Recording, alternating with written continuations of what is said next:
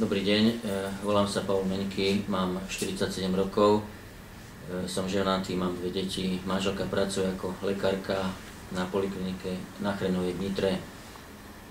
Som absolventom Ekonomickej univerzity Bratislava, po ukončení štúdia som pracoval v Bratislave na výskumnom ústave vlastného plánovania ako výskumný pracovník.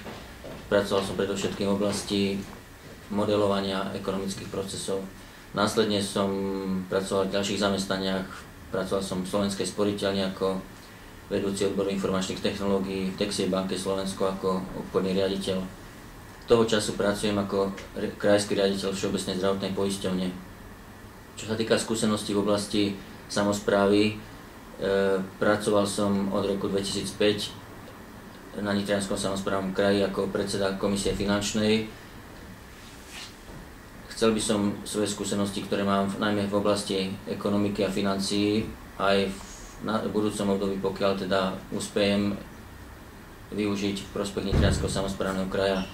Takým mojím koničkom sú informačné technológie a musím povedať, že môjim cieľom v budúcom období je predovšetkým rozvinúť túto oblasť.